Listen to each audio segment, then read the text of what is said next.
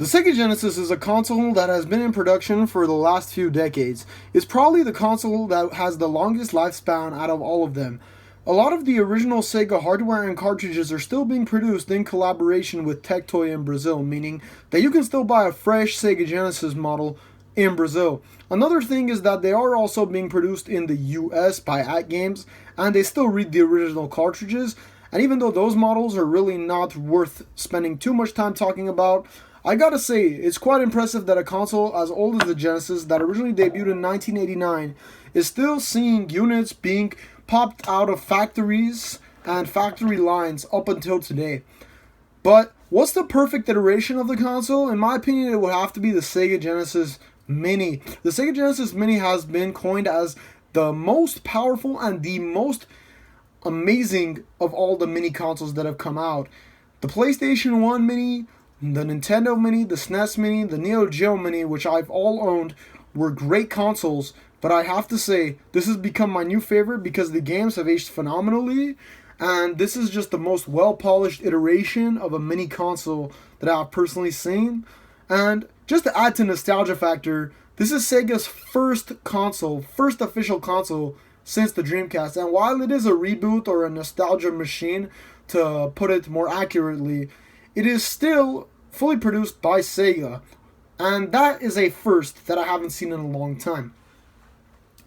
Looking at the back of the box, you can see a lot of the stuff that's included with the console. So you have a bunch of games here. You have also bonus games as well. You have Tetris, which was actually never released on the Sega Genesis, but fully developed and ready to go onto store shelves, but unfortunately was scrapped because Nintendo owned the rights. You also have Darius.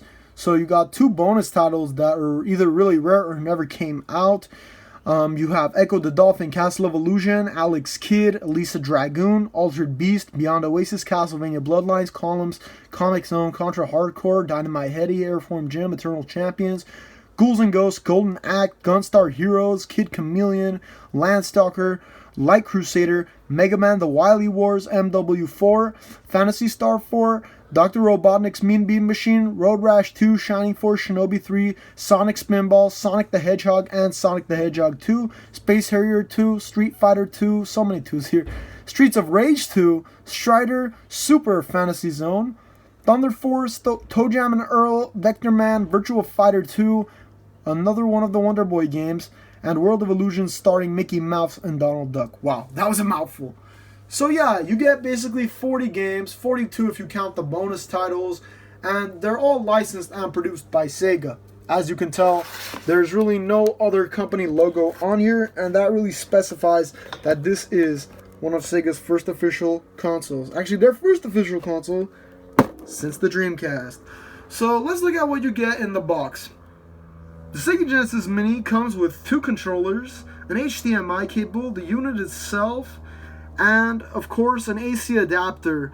Now that's a really great package. You get a two-player console straight out of the box. You get your HDMI cable, which wasn't even included with systems such as the Neo Geo Mini for some reason, and that is something to really celebrate about.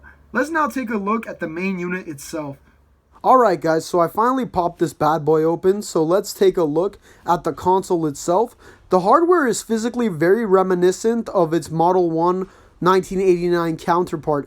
It actually looks just like it, with the volume slider even added on, even though this thing does not have a headphone jack on and off switch, and the inclusion of a reset button. Heck, they even added a cartridge slot. Even though this is a fully digital mini console, I still like the fact that they added it because it just adds to the overall feel and authenticity of the device. You've got your HDMI logo, which signifies the video format. And you've got other good stuff on there as well, such as your HDMI port, your USB-C port, and the obvious replication of the text. Heck, it even says the high-definition graphics, Sega Genesis 16-bit, just like in the 90s. Here you have the controller. Now, what's really cool and peculiar about this is this looks just like the Model 1 controller. Now, I grew up on a Model 2 Sega Genesis. That was actually one of my first consoles ever, if not my first console.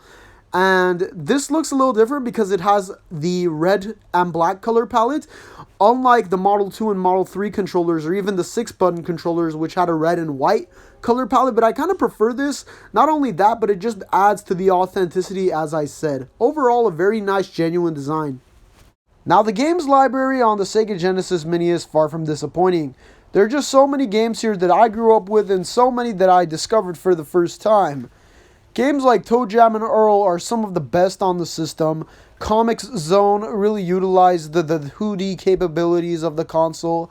And other titles such as Castlevania Bloodlines, Sonic the Hedgehog, and Gunstar Heroes are just a few examples of what the Genesis was as a console, and that is nothing short of revolutionary. Not only do you get a lot of great games, but you get a lot of great content for a very low price. I'm going to give the Sega Genesis Mini a 9 out of 10. Thank you for watching. LA Tech Trends signing out.